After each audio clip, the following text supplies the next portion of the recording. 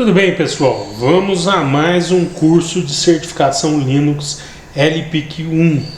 Bom, esse curso nós vamos trabalhar aí a apostila que é cedida aí pelo LPIC 1, pelo Instituto Linux, e para a prova de LPIC 1 da versão 5.0. É uma apostila em português e a gente vem fazendo a leitura dela aí nas últimas aulas, né?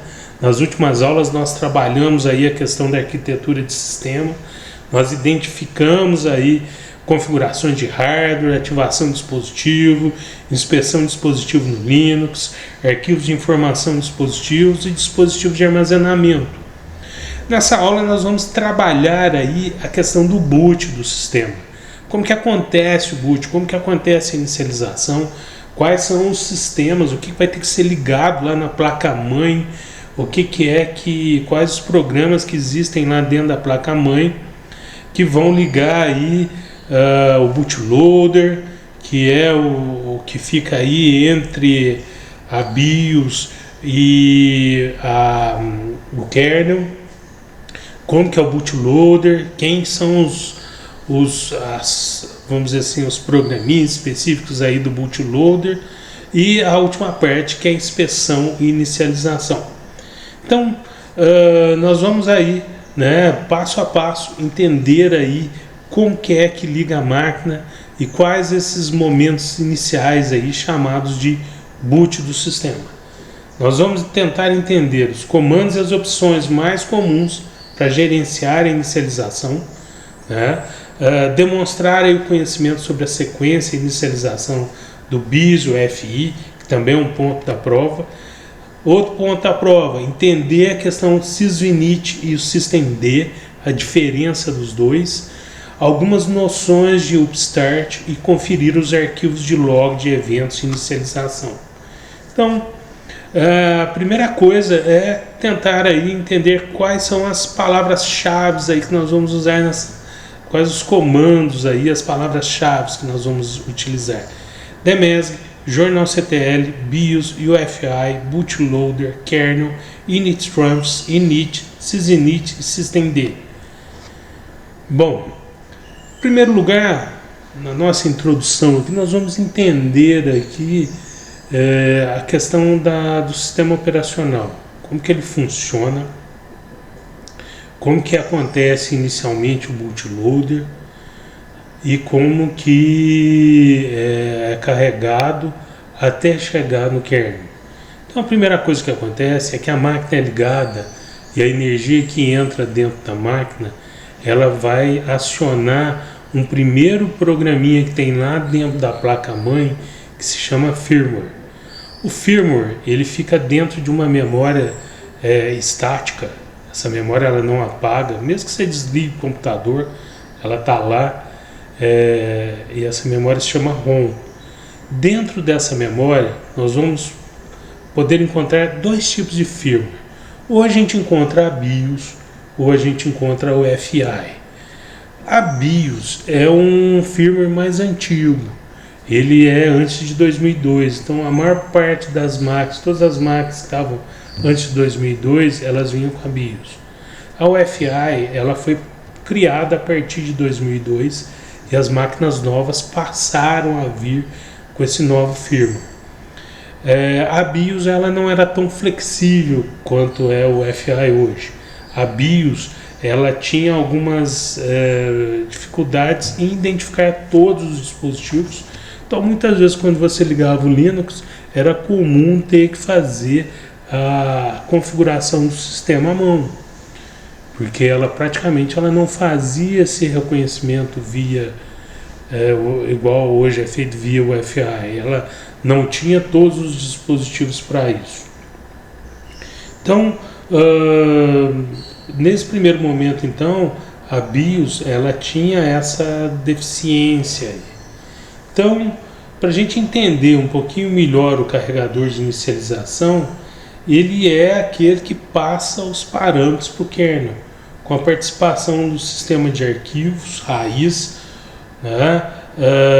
Em qual modo o sistema operacional ele é executado, ele vai ter que passar esses parâmetros aí lá para o kernel do Linux, no caso, ou quando é Windows, vai ter que passar para o Windows.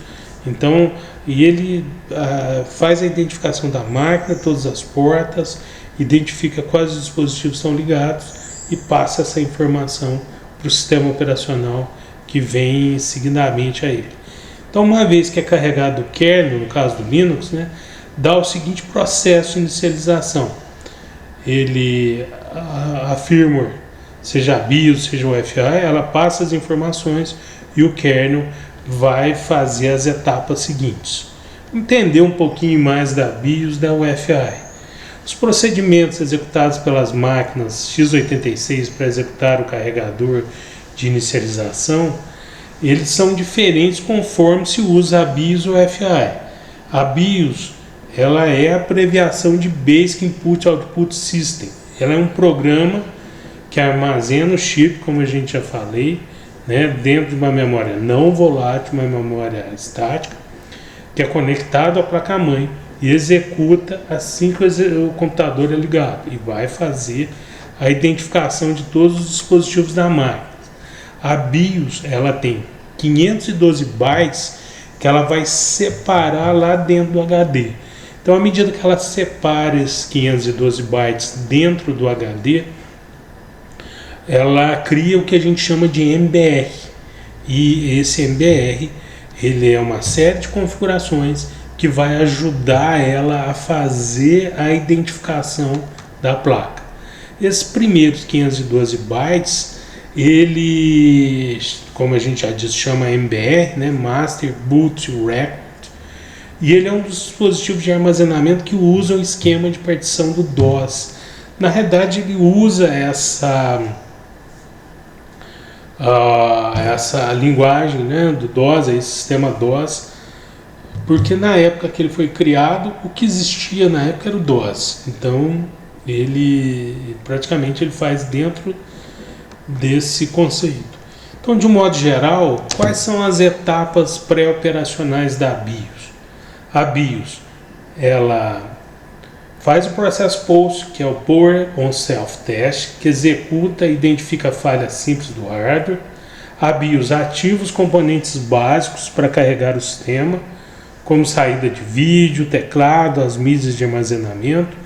A BIOS carrega o primeiro estágio do bootloader a partir do MBR, são os 512 bytes, aí tem um errinho, 512 bytes, conforme definido no utilitário de configuração da BIOS. E o primeiro estágio do bootloader é chamar o kernel, depois que ele faz todos esses testes, né, que ele carrega lá dentro do HD os 512 bytes, coloca o MBR e faz lá a instalação do MBR. A UEFI, ela trabalha um pouquinho diferente. A UEFI ela é chamada de Unified Extensible Firmware Interface, e a UEFI é a abreviação, né, de Unified Extensible Firmware Interface, difere da BIOS em alguns pontos chaves, né? Ela não é tão flexível, a UEFI é mais flexível do que a BIOS não é tão flexível quanto a UEFI, e ela pode identificar partições de sistemas de arquivos. A UEFI não depende do MBR, levando em consideração apenas as configurações armazenadas na memória não volátil. Então ela não tem um lugar específico, ela não é da mesma forma que a BIOS, que ela cria lá um lugar específico dentro da memória com os 512 bytes. Então indica a localização dos programas compatíveis com o UEFI e são executados automaticamente a partir de um menu de inicialização. Ela tem um menuzinho lá que a gente pode identificar. Esse menu geralmente pode mudar de sistema para sistema, tá um pouquinho desfocado aí a imagem, mas é mais ou menos isso. À medida que o sistema entra, você pode dar um F2, um del, cada sistema você vai chamar ela de alguma forma, você chama essa tela, e a partir dessa tela a gente pode fazer a configuração aí, inclusive para determinar quais são os estágios de carregamento, se ele vai começar pelo HD, se ele vai começar, se ele vai passar pelo USB. Então tem uma série de configurações aí que podem ser feitas aí dentro dessa tela. Os aplicativos UEFI, eles podem ser carregadores de inicialização, né, dentro do sistema operacional. Então ele ajuda de alguma forma a reparar o sistema de acordo aí com o texto, e geralmente eles são compatíveis com FAT12, FAT16, FAT32. São formas aí de padronização de armazenamento de dados, né? E isso de acordo com o ISO 9660 da mídia óptica, isso que está na apostila. Então, a participação que contém os aplicativos FI é chamada de partição de sistema. Essa partição não deve ser compartilhada com outros sistemas de arquivos do sistema, como o sistema de arquivos raiz. E o diretório UEFI na partição ESP contém aplicativos apontados pelas entradas salvas na NFRAM. Bom, o que a gente pode tirar disso é que o UEFI ele não é igual a BIOS, ele não tem um lugar específico, ele é muito mais virtualizado dentro do sistema, e ali ele vai encontrar o lugar dele para poder fazer a instalação do sistema dentro de uma certa memória virtual ali, que à medida que você liga a máquina, ele vai funcionar. Então, de maneira geral, as etapas de inicialização do pré-sistema operacional, o UEFI, eles são POST, Power on Self-Test, que é o mesmo da BIOS, identifica as falhas simples do hardware e como a máquina é ligada, ativa os componentes básicos para carregar o sistema, como a saída de vídeo, tecla de mídias, armazenamento. O firmware da UEFI lê as definições armazenadas na NVRAM para executar o aplicativo UEFI, definindo armazenamento, sistemas, ESP, e o aplicativo UEFI predefine por um bootloader, ou seja, ele se liga a um bootloader para esse bootloader carregar o kernel e iniciar o sistema operacional. O padrão UEFI também suporta um recurso chamado inicialização segura, que permite apenas a execução de aplicativos UEFI assinada, ou seja, aplicativos UEFI autorizados pelo fabricante hardware. Isso aumenta a proteção, de software. Então aí está falando de uma forma de proteção do próprio sistema aí, para poder evitar que outros aplicativos sejam instalados sem que eles estejam previamente configurados lá na UEFI. Bom, encerrado aí esse momento da UEFI, dessa primeira firmware que está lá na placa mãe, nós temos o bootloader. Então, o bootloader é o carregador de inicialização mais popular para Linux na arquitetura x86. É o Grub. Antigamente o Lilo era o bootloader do Linux. Hoje em dia a gente tem o Grub, que tem o nome de que é o acrônimo para Grand Unified Bootloader, e é chamado pela BIOS, pelo UEFI. O Grub exibe uma lista de sistemas operacionais disponíveis para inicialização. Às vezes a lista não aparece automaticamente, mas ela pode ser invocada pressionando Shift enquanto o Grub está sendo chamado pela BIOS. Nos sistemas do UEFI, a tecla a ser usada é ESC. Então, no momento que o sistema está entrando, o que vai utilizar nesse momento é o ESC para poder entrar na tela inicial do Grub, quando o sistema é UEFI. Então, no menu do Grub é possível escolher qual dos kernels instalados deve ser carregado e passar novos parâmetros para ele. Então, o Grub ele tem essa flexibilidade aí para poder colocar parâmetros. Bom, pessoal, vamos estender aqui um pouquinho como que funciona, né? Quais os arquivos do Groove. Então vamos entrar aqui em cd barra etc barra default ls-la. Bom, nós vemos aqui os arquivos específicos do Groove. Nós temos aqui um diretório do groove.d e um arquivo do Groove. Vamos aqui entrar no arquivo Groove, é o arquivo de configuração. E aqui nesse arquivo de configuração nós vamos encontrar aqui alguns detalhes aqui, inclusive sobre CMD Line, que nós vamos falar aqui um pouquinho para frente, que onde tem algumas configurações sobre a entrada do Groove, o tempo que ele vai utilizar para poder entrar e mais as informações específicas sobre se ele vai mostrar informações a hora que entrar ou não para o usuário, ou se ele vai ficar quietinho lá, né, que é o quiet aqui, e se ele vai ficar quietinho e não vai, praticamente o usuário nem vai perceber que o Groove existe, mas ele está lá carregando o sistema, carregando justamente onde nós temos aqui o release. Então, onde nós encontramos o release, nós temos aqui o carregamento do sistema. Então, esse é o arquivo aqui do Groove. Mas nós temos também um diretório do Groove aqui. Então, cd barra groove.d cd groove.d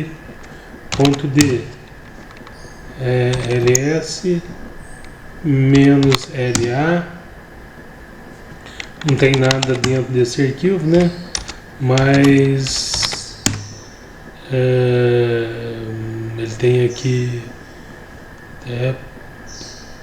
praticamente aqui dois arquivos aqui que são arquivos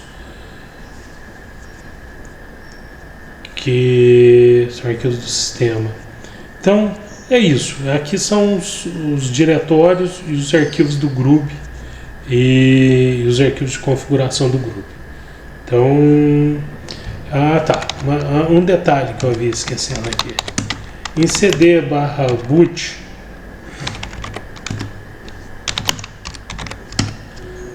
nós vamos achar alguma coisa do Groove também. Nós vamos achar aqui as imagens de inicialização do sistema, o mapa de inicialização do sistema, e nós vamos achar aqui um diretório do Groove, que é o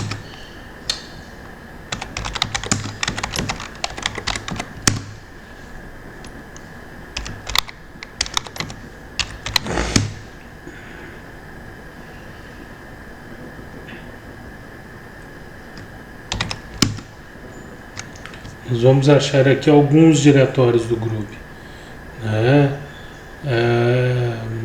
inclusive o diretório de CFG, que é um diretório que é um arquivo de configuração.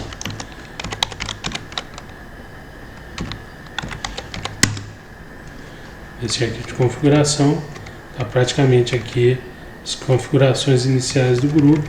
Inclusive a gente pode colocar informações aqui caso seja necessário. Então são informações aqui importantes do Groove. Praticamente aqui é todo o esquema de funcionamento dele.